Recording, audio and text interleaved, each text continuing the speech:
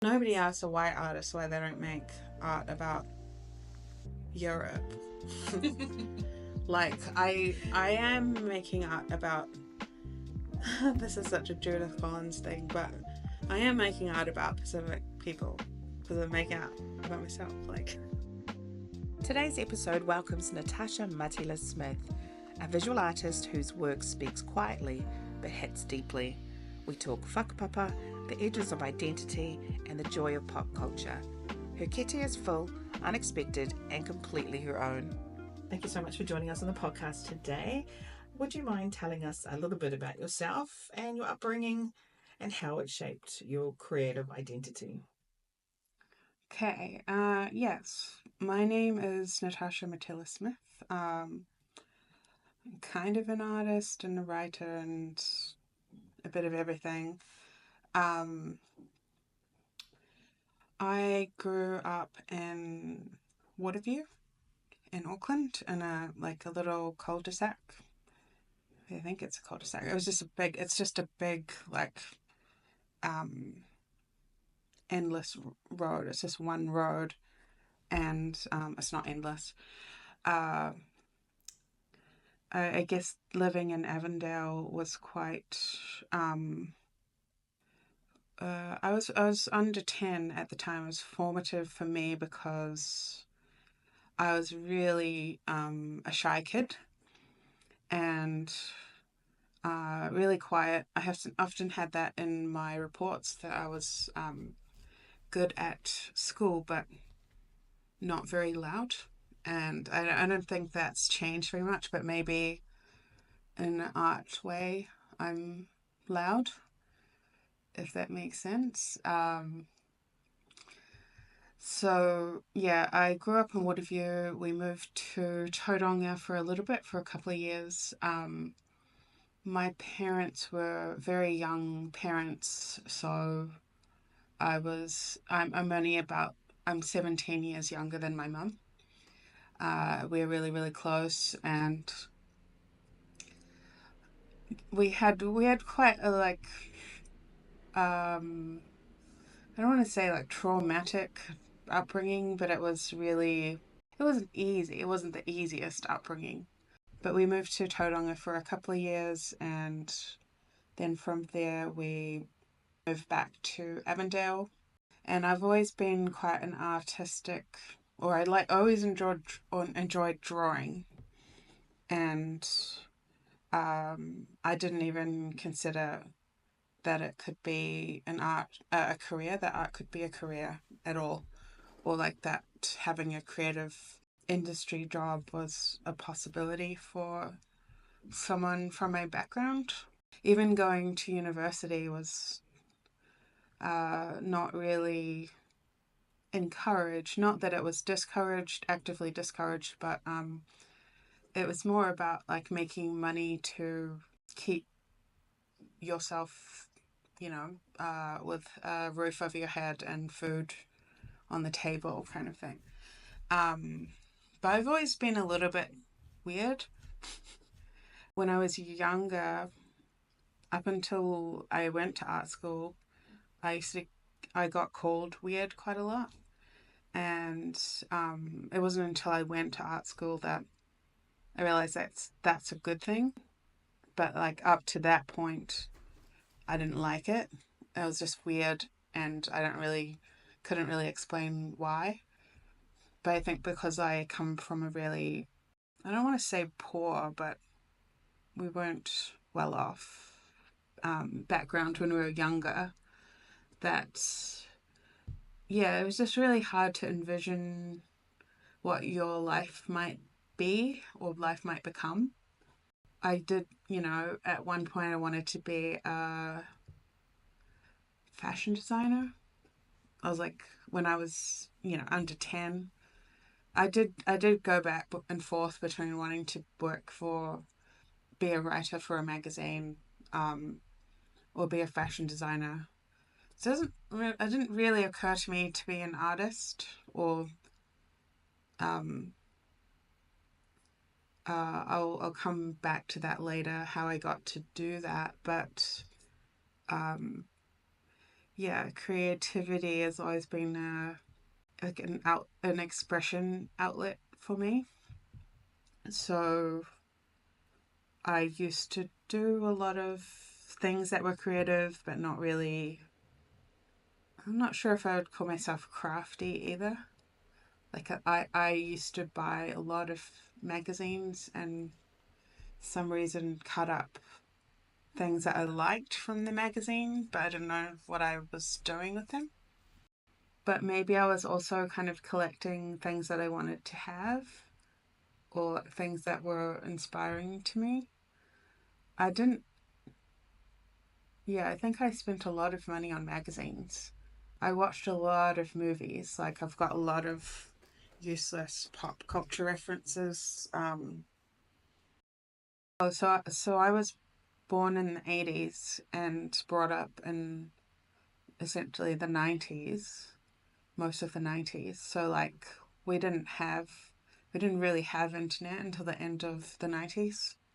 And um, so there was like a lot of things that I wanted, but felt like it was too hard to obtain. So the the pen pal thing, I really did want a pen pal because my friend who was South African, she had a pen pal, but this is probably there were all sorts of like things like that when we were growing up. Somehow you could sign up for like random pen pals in different countries, but I don't know why I didn't really get into that, but I wanted to. It's probably money related because yeah, I didn't get my first job until I was 15, and well, other than like a random newspaper job, but I got my first job at 15 and I was a checkout operator, and we earned for $5 an hour. So I had $50 a week for my spending money. Like, there were things I wanted, but it was really hard to get them. Like the pen pal, I really would have wanted as well, but I was really, really shy. I didn't really talk to people unless it was, I don't know how I made friends, really, to be honest. I was What really shy. what magazines were you buying? I was buying like Girlfriend and Dolly and I was gonna say Dolly. Smash Hits, TV Hits, and then eventually it was like Cosmopolitan and Style. Yeah, it's really influenced by America because I did watch a lot of TV, and I watched so much TV that people thought I had an American accent. Like, maybe I still have a twang from watching TV, but um, there was a period of time maybe when I was just finished school and I moved to Brisbane to stay with my dad and his wife and my two half brothers and my sister. And I didn't really have much money around the time, so I used to go to. I usually go down to the Blockbuster and get like 10 movies for $10, 10 weekly movies, and I went to the library because they had free videos as well. So I've always tried to. This sounds so corny, but I've always been interested in something creative, something storytelling esque. I was really into romance movies, so Do you like Romeo and Juliet? oh, I really liked Romeo and Juliet. So because I was born on the 13th February, and then Valentine's Day is the 14th, and I never really had a boyfriend on my birthday, so I just, yeah, I wanted one.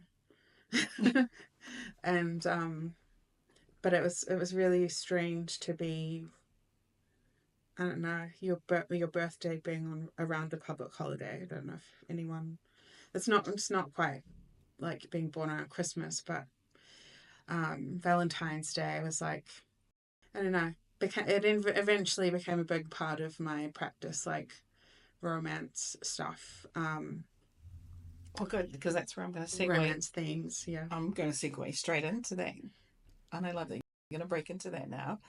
Like, yes, what your artistic practice, can you please divulge more into Yeah. that, into the themes of it? And you've just started on it. Yeah, I think when I started uni, so I basically started uni because I was really influenced by this one particular friend, and then we had a bit of competitiveness.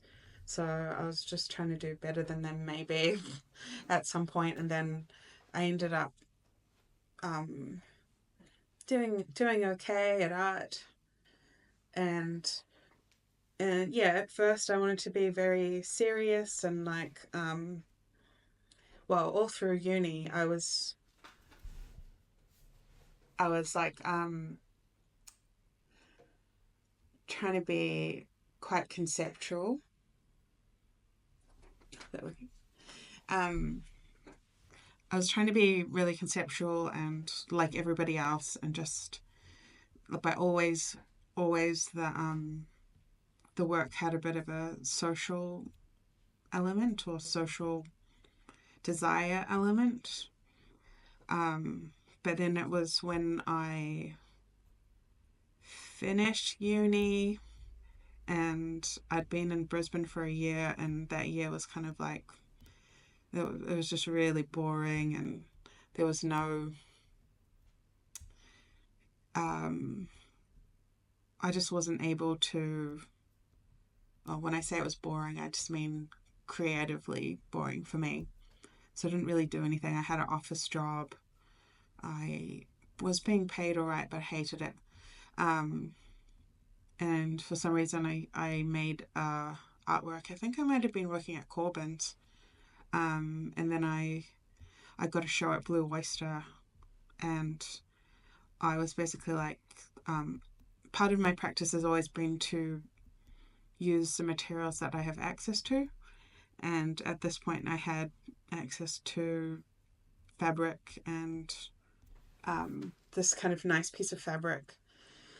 And I was doing a lot of writing, and I'd had like oh, sorry, I'm going to go back a little bit, but because of this like lonely period in Brisbane, I was watching a lot of TV. I was watching a lot of like Roswell, the TV series, and there's like romantic um, element of that, and I was just exploring I guess my obsessive nature when it comes to like celebrity crushes, and I'd made an artwork about it for first draft for a show called You're My Number One, which was curated by Talia Smith, and it was all artists or artworks exploring celebrity or celebrities.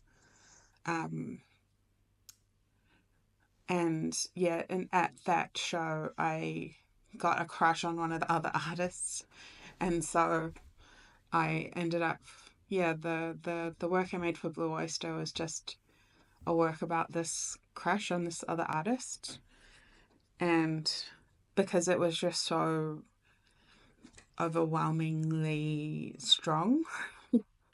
um, and then yeah, it kind of developed from there. So I was just trying to listen to my gut about what I wanted to make, and what I wanted to make was, oh, I'm kind of professing my love, but not, because they don't know, and I'm glad they didn't.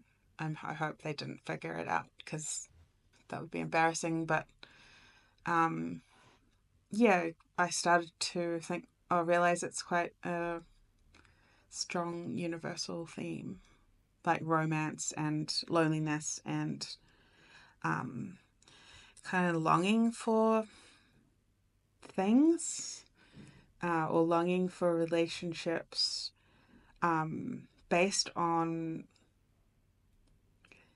basically like the media that you consume as well, like that really feeds into how I was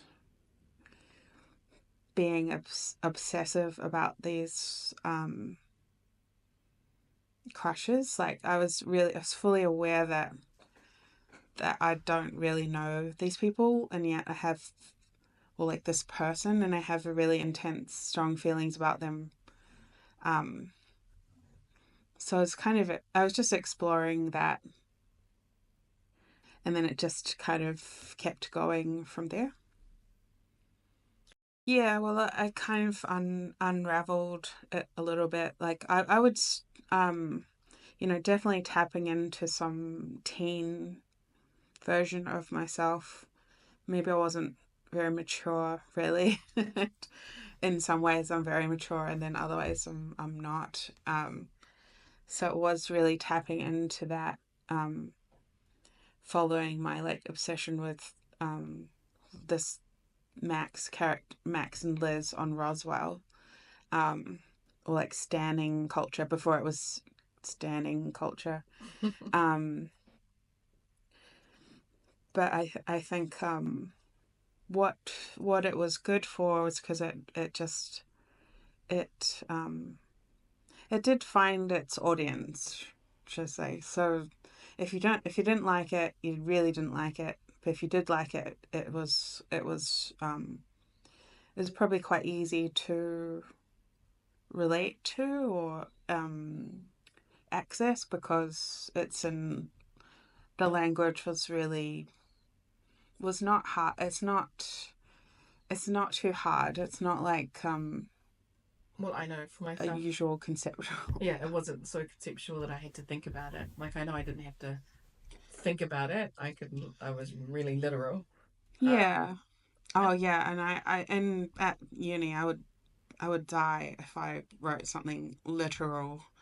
But then, but at the time that I started making this kind of work, I was just like, I have to say this literally. but for me, as someone older than you, and looking at your work, it was nostalgic because I actually could feel the heartstrings. It pulled on memories of, um, and don't kill me for mentioning this one. So Dawson Creek ish, Yeah. um, or just that time of gentle and softness and kindness and love. It felt very soft and caring, and Yeah. it I wasn't harsh. It wasn't abrasive, and it was just I don't know, very. I think it um it can be quite intense as well, because you're just like kind of longing for something that's not real. And so even though it was quite literal, it had these other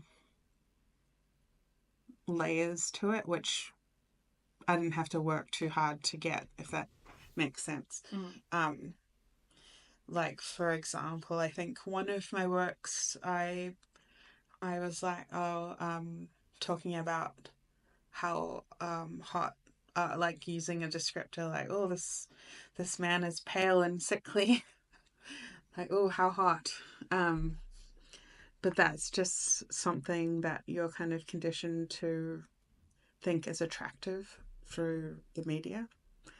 Um, well, at least the teen media in the 90s, anyway. Mm. I don't know now. Probably now.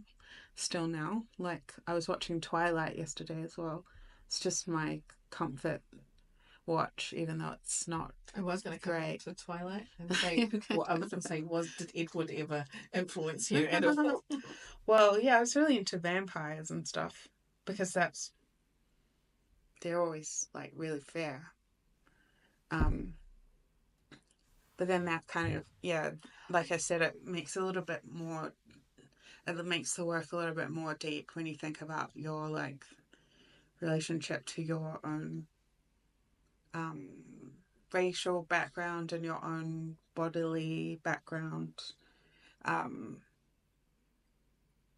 but at the same time, I often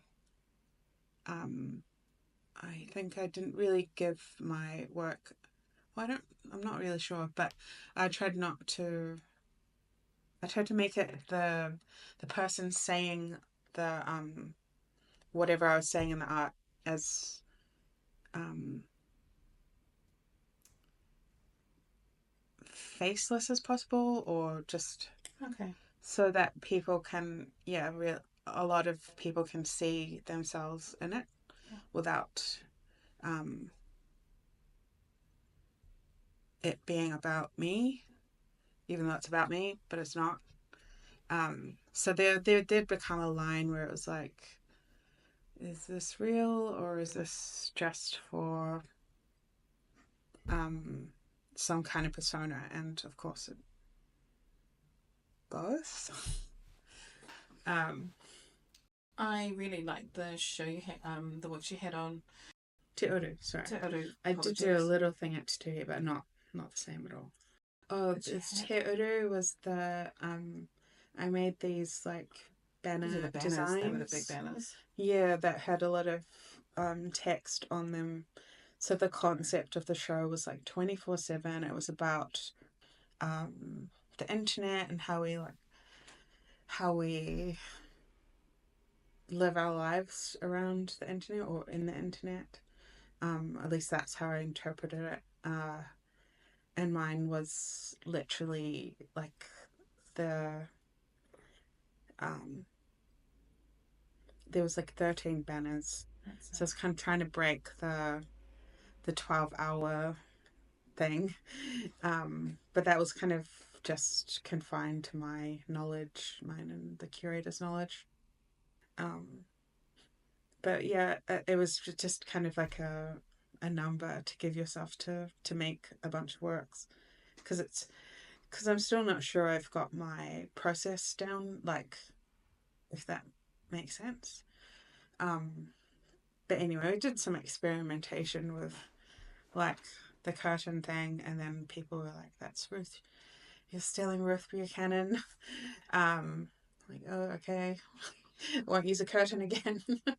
But it was just really a way to confine that space to being some kind of like deconstructed clock.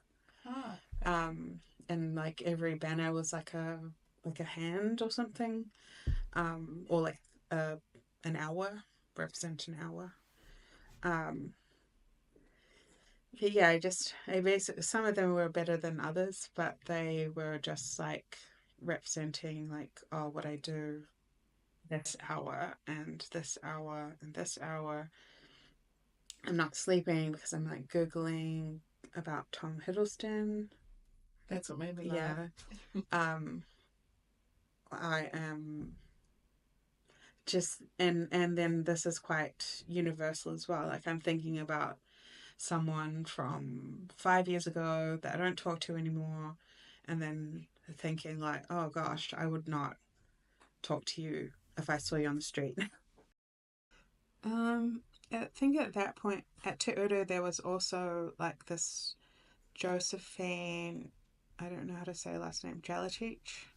She was a technician at Te Uru and helped me make this 2 meter circumference round stool, but again, it was supposed to be kind of like a bed Look cool ish thing, but the budget was very small. It was like we got some CNZ funding and it was 7,500, so we just basically did as well as we could with that amount of money. And the art space show came about.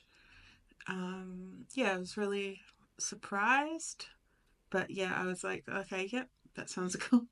Let's do this show. And so the bed is like all of the work is kind of an extension of the works I've done before.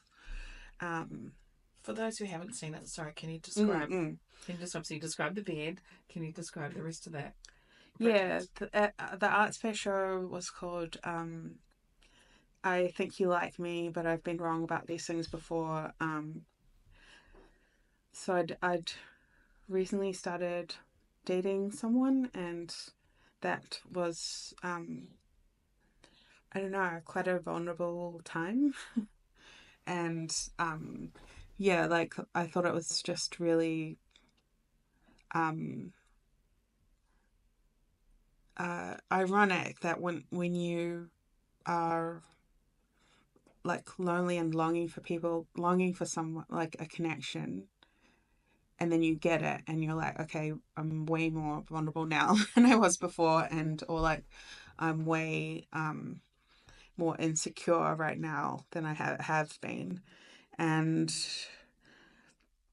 the work is actually a series of large format prints taken from my phone, photos of me that I took in like lingerie and stuff. Just because it was something that I was doing in lockdown, um, early lockdown. I kind of made this decision to be more out there with people, especially in relationships. And yeah, those were just kind of photos I was like, I'd never really taken those kind of photos before. And for some reason, I thought it'd be good to put them in a show. um, and but it also had a video with a similar like text to what I normally make, which is like these thoughts of vulnerable, like interior monologue, but that could be kind of applied to everybody or somebody who walks in off the street. They also had little text on the wall that said uh, like someone please fix me, uh, my heart hurts or something. Yeah, and that was really strange to show to like my new date. um, because it obviously predated them, but yeah, I mean it was uh, I like to make a space that's quite immersive as well. I know everyone says that, but I also, there's an aspect of art that I think can be quite boring. I know that's fine. That's totally fine if people want to do like white box type art. That's totally fine. But for me, I'm like more influenced by cinema as well, or like um the color in cinema. So I feel like color is a really easy way to um, transport people, I guess, or take them on this internal journey. So and so as part of the work, there's also like a heart-shaped bed with a laptop that it's kind of like a running motif of my work to have a laptop in it, and a bed, or like a symbol of a bed or a symbol of a bedroom. Um, just as a way to really quickly get to the suggestion that these are private, personal thoughts, or private, vulnerable. Well, I didn't at the time. Up until I started dating someone, I didn't think it was vulnerable, or brave. I just like, oh no, I'm really upset. Like, I'm gonna make this. I did have someone. Oh, because I have a work at NGV, which is a video. Um, it's if called "If I Die, Please Delete My SoundCloud" from 2019, and it's like a pink video, and there's a pink backdrop. It's me. I'm just playing on my laptop and my phone at the same time, and then there's text scrolling across the screen, and this woman messaged me the other day on or through this buy me a coffee app, or buy me a coffee type thing. Um, no, not type thing, actual thing. Website, and just said that the work changed her life, and it feels strange but also good. have you had other interesting feedback about your works over the years? Had a lot of, because it's such a relatable, I'm trying to look for another word other than relatable, but it's because it's such a relatable topic, and because of the internet now, like everyone has really shared the same life, but we all have, I mean, a lot of us have uh, heartbreak or like crushes that weren't returned.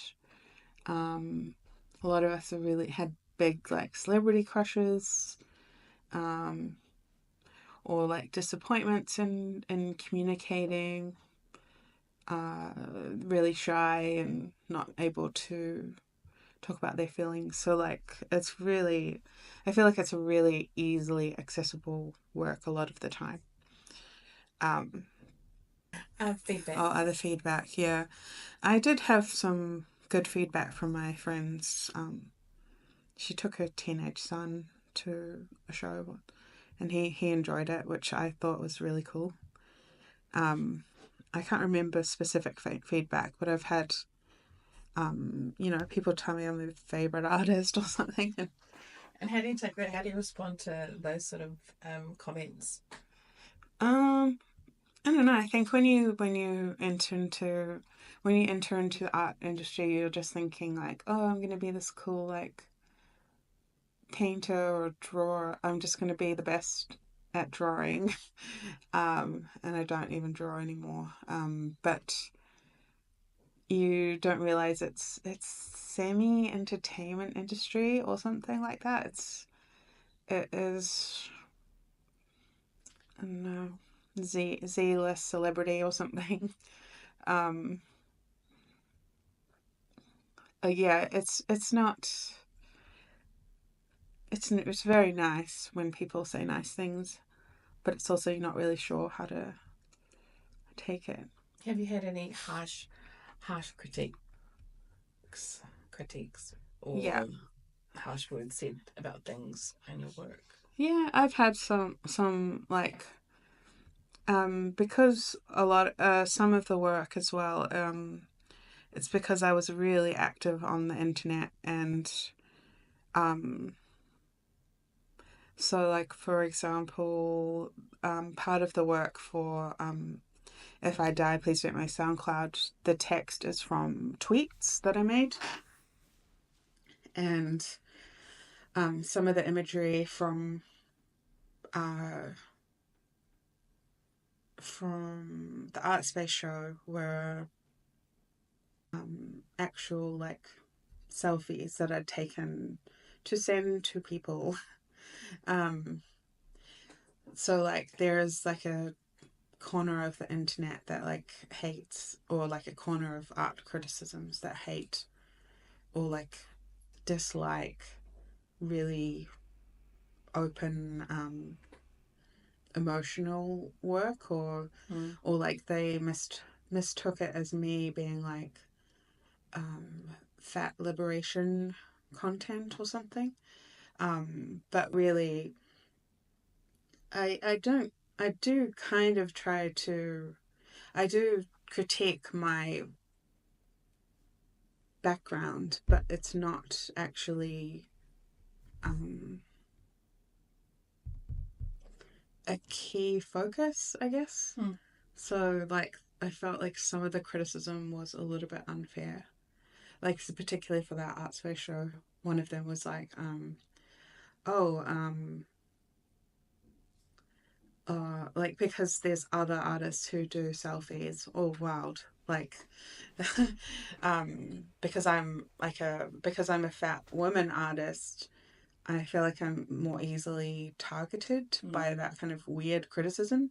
Whereas, like, I can't just exist and make an artwork, but it has to be like, oh, this is about her body. um, it is and it isn't. I don't know. Everyone has a body. Everyone takes, um, thought pictures. Like, it was literally kind of just a moment in time in this show, like that I had put in the show. criticism, particularly the one about my body. I don't know, maybe I read it wrong, but I also was like, I don't like being compared to other artists who are conventionally attractive, and like they've made this selfie work and that's okay for them, but it's not okay for me because I've got like a bigger body, so like we're not allowed to look at that or something. But it's not an act of protest, it's just an act of we all like exist online now and in various different ways, and really at the time I was like, no, honestly, unless your partner is a real jerk, or nobody cares. Nobody really cares about your body unless that person is deeply insecure themselves. Absolutely. So it was like, I was just kind of, at the time, I was just like, oh my God, I can't believe well, I think I've grown up quite a lot in the recent years. So like, I can't believe I let this society or this culture make me think that I was not good enough to like a, have this or this, have a romance, I guess. And yeah, part of the artwork is just communicating, like the inability is communicating the inability to communicate that in verbal terms or in your actual life. But I feel like if it's a fair criticism, then it's fine. But it doesn't, I don't know. If you're gonna, I don't really know. I don't think that it should make you stop making work. Yeah, I think I also haven't really made a lot of work in the last few years, mostly because it's been COVID. And then I was like busy having a job and paying rent instead of making stuff, which is a bit sad. Can you tell us about a challenging project that you've ever worked on and how did you overcome it? Yeah, well, one of the critiques in this particular critique was that the art space show looked like a bit like an Elam student show or something. Um, Whoa. but I'm like, oh God, I'm sorry, we can't all have the same budget as, Now, I did don't this know, person throw this some on such and social such. media or was this No, a written it was review? it was an Oh, eye contact review. It's fine because I actually realize I don't really like value their opinion, yeah. but thank you for considering it. um like that, just to me it just means it's probably not for you. Yeah. And if it was a sincerely generous review, then um I'm not sure if it was or not, to be fair. But in terms of challenges, yeah, they all are. You all have to, every single show, you have bigger ambitions than you can fund, unless you're someone very important.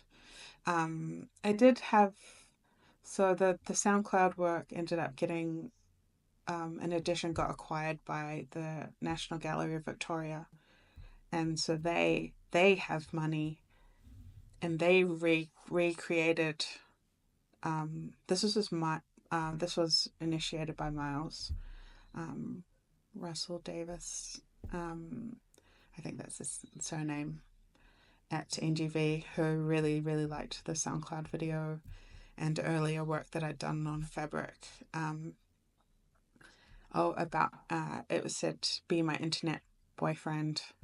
This was about that was about my crush who lived in Sydney.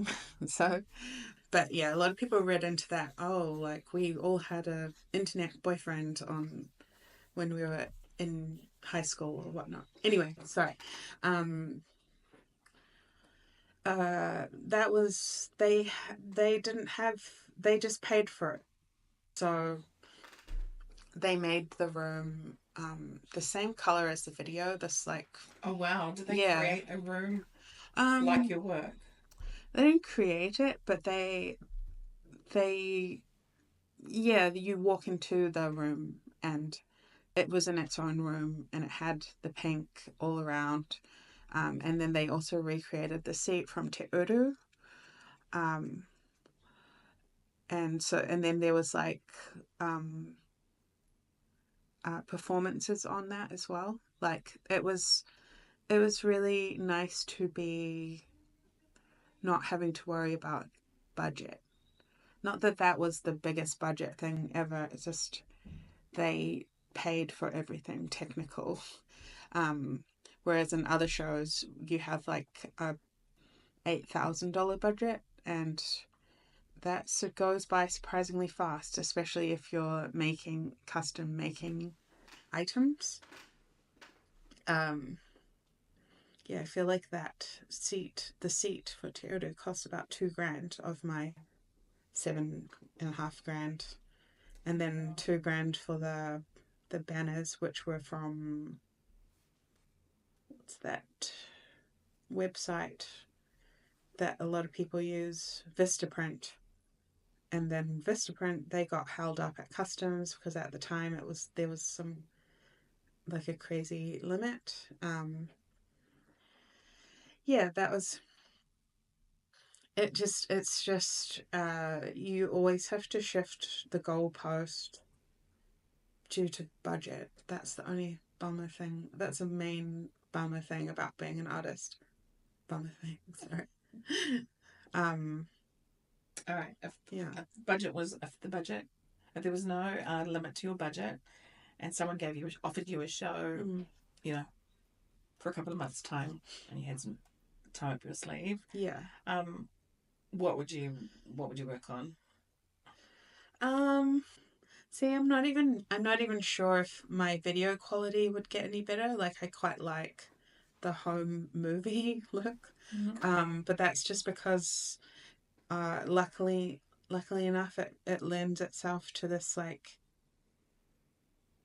bedroom style or like interior monologue. But it's something that I have to look at now because so many people are on TikTok, so many people are on Instagram. Like the way that video has developed and since COVID is just massive. Like Oh, absolutely. Like, so many people are video literate now. They weren't 5 years ago. Yeah, well, I think because we both have marketing backgrounds now too. So, like, there isn't an element of free publicity by putting yourself on online. Oh, I guess that's something I did inadvertently, posting whatever the hell I wanted to, um, around like 2017 to 2020. Um, that's when social media was good. yeah, I love social media back then. but like, yeah, a lot of people like, "Are you okay?" and then they're like, "Yeah, I'm okay." And now it's kind of like they're almost like tropes and everyone knows about everything. It's really hard to keep on top of. So yeah, but I mean I did get kind of burnt out from being so open Mm. and so having to shift a little bit to protect my hauora. Yeah. Protect wairua? Yeah, wairua. My Yeah, wairua. the spirit and overall And health. just be like a healthy person for a little bit. Like I couldn't like suffer for very long. Anyway, sorry, if I had money, as I said, I really like cinematic. Um I like really strong colored movies. Or really strong um what's the word? Immersive experience films. So like there was one that I was really influenced by at uni called the Fall. There was a lot of saturated color. I think I use color a lot to take people to a certain era as well, nostalgic era. It's not even necessarily a real color that I used to like, but it's something that I think represents this era of myself or others. Like especially the velvety, that's like 90s teen stuff. You won't really see me doing like 2000s colors. 2000 neon. Yeah, I'm probably not going to be doing like, because that's not my formative years. I don't. Yeah, I think I'm just kind of moving more into maybe less literal, only because, well, I say that and then I'm probably going to make something very literal, but just like I said, to kind of preserve the haora, the wairoa, like not be a self-fulfilling prophecy. I don't want to live in that dark era all the time, even though it's kind of funny. It's self-deprecating. It's a very millennial thing, but it can be difficult to live in all the time or make work in. Yeah, I guess that's why I'm going traveling. Yeah, where are you going? What are you doing? I am going to Japan for a holiday, 3 weeks, and then we're going to the UK.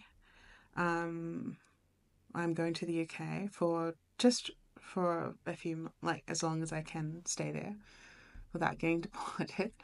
And but it's because in the past or like I grew up really wanting to travel, but not really having the means to travel. So I didn't really go to anywhere. And as I said, I was really into French movies at one point. So I really wanted to go to France. Um, and the closest I got I was 34, I think. I went to Berlin, and um, that was a fully funded trip. But I had also made these little artworks to raise some money to just, I don't know, have a good time, have a blast. But I kind of bring it up because I just think that it's so important for artists to be exposed to different places and different people and different ideas. Um, it was for me anyway. So it's like I think there's probably some people that are radically like not into travel because their concerns are really based at home. But my point was that I just wasn't. I don't know. I just feel like I wasn't living, or I was really what's the word? Stuck or something. And traveling is going to different places has um, it opens you up to new people and new ideas and new ways of practicing. Absolutely. New A lot of my artworks were experience based as well. So like the stories come from a real thing that happened. And so like traveling was a really good way to make more artwork, um, or experiences for artwork. Or I'm not neighborhoods. sure, Or just sort of rolling with it. because the last time, so I went to Berlin. I've been to Singapore for like a week and a little bit in Jakarta, probably too short.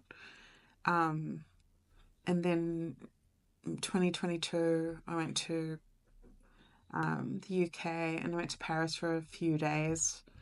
Um, like it's really hard to travel and you kind of have this traveler's guilt at the same time. Like, Yeah.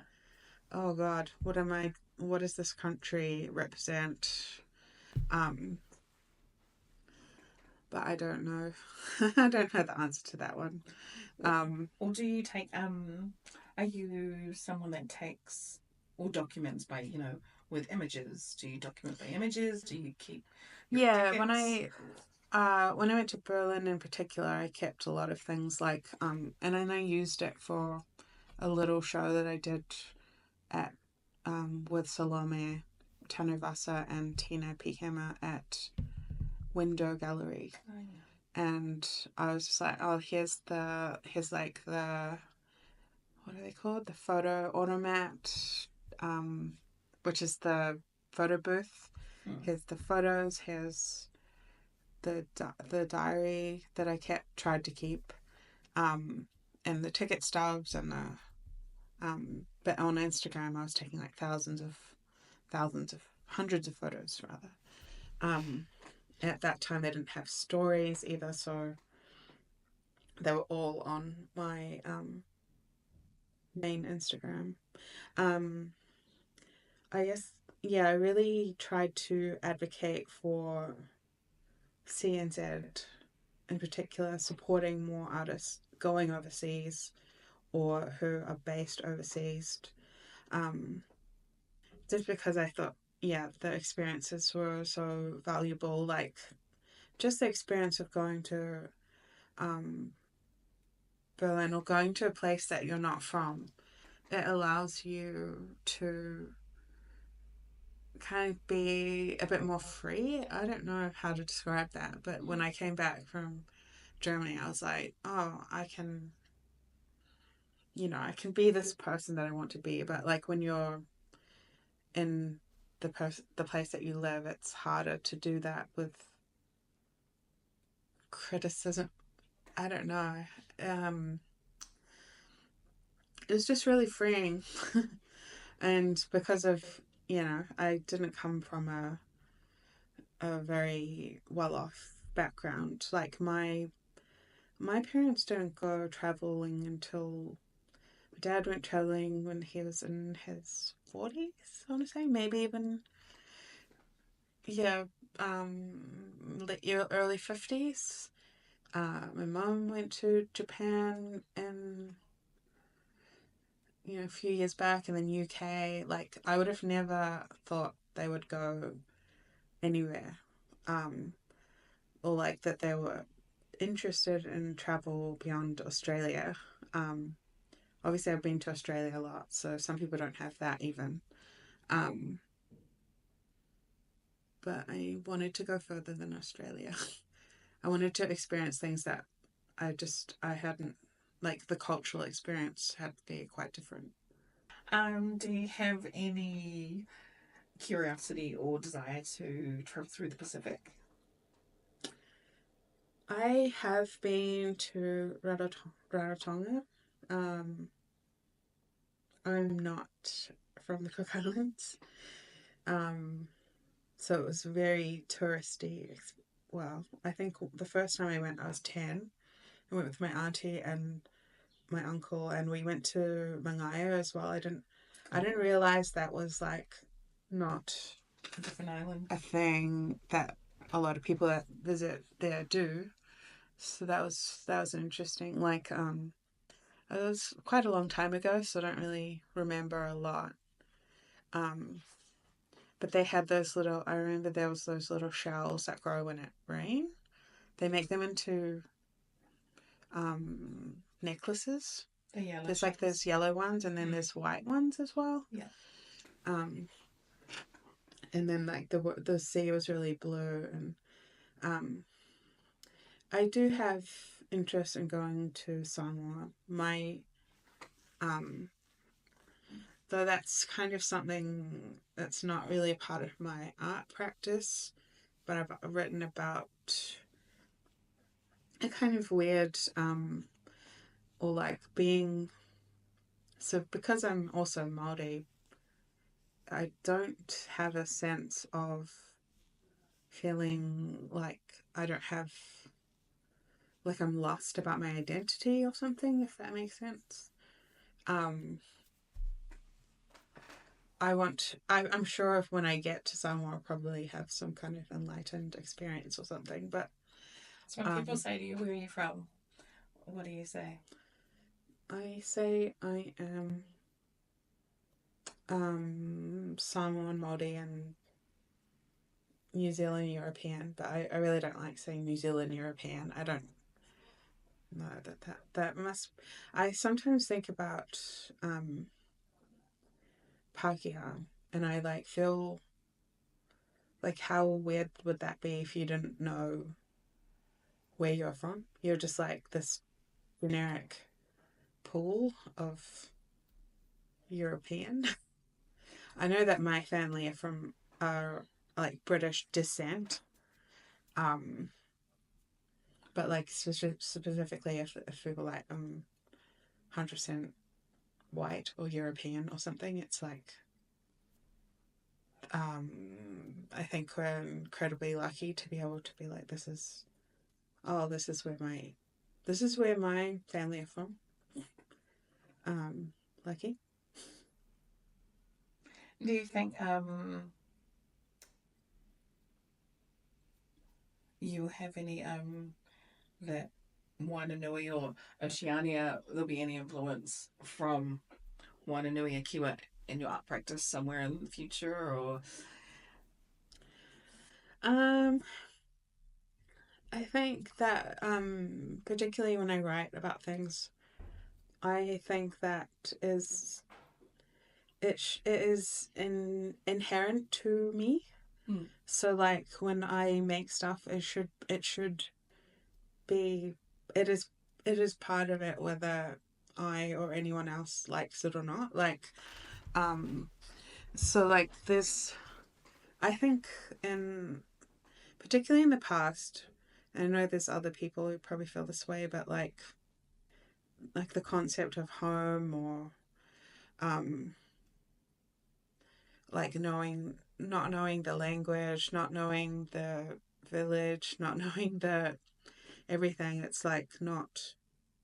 it's not something I should be feeling responsible for one.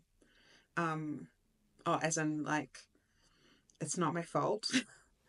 And uh I don't know, we just what I think is that just everyone's on their own kind of not reclaiming or reclamation journey, but I think I was talking to Louisa and Afua, and we were talking about there was a tendency, like especially in early 2010s, to make art about where you're from, but also like how you feel bad about it or something, or like how you feel bad that you're not speaking the language or that you're lost or something. And we were just like, oh no, we don't feel lost.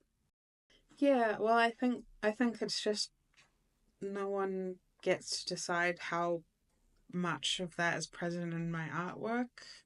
Like I am, and I know people that are making really strong culturally aesthetic wise more strongly connected to their culture, but they are doing that and they're doing that well. Like I don't need to do that. I don't need to do that because it's in me. Like my experiences. how do you stay motivated and avoid creative burnout? Oh, I don't know if I did that. um, I definitely had creative burnout. Um, so like especially around COVID, because you are actually in literal survival mode at that point. Everyone was. So your priorities really changed. And I'm actually trying to get back into making artwork. Um, but I think that when you don't want to make artwork, you can be creative in different ways. So, like during lockdown, I made a lot of eggs. I was trying to make a poached egg, and there was like, I was posting every day. There was like this egg Instagram account that of someone I knew, but people often thought it was my account because I posted egg so much on Instagram. I feel like just if there's something that you need to say, that's when you need to start making again, which is what I'm trying to do. But also because I'm going traveling again, I'm more motivated to um look out for those moments. So like I have been working a lot for the last few years, and so I don't really get time to be creative, and yeah, now this is my opportunity to do that again and like take in experiences and put them into art or filmmaking or whatever that looks like. Yeah. So I'm going back here a little bit. Yeah. What role do you think artists play in maintaining and celebrating culture? Ooh. Maintaining and celebrating culture. Well, I also think, just because of the really kind message that I got the other day, and like,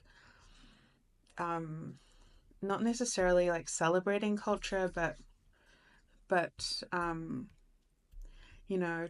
the, I'm gonna mention politics, but like at the time, right now is a really, it's a really hard time for artists, especially in terms of like opportunities and funding and like support from the government.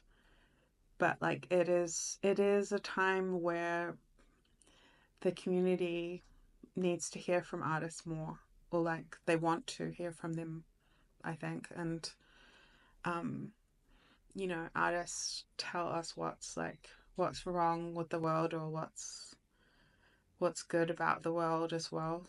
So yeah, I think almost like if you have capacity, there might be a responsibility. Like there should be like a call to action at the moment, I think, almost. Because yeah, we really need that cultural shift for the positive in the I'm not explaining that well. And the corniest thing I could say is like that artists are needed for that, um to envision that future for us, or like give us of hope. Not that I'm saying that I can do all of that. You're a part of it, though. You're a part of the narrative. Yeah, but I think that probably includes a lot of creatives as well, like um especially in a world that's so saturated by um constant information. So it's like really hard to slow.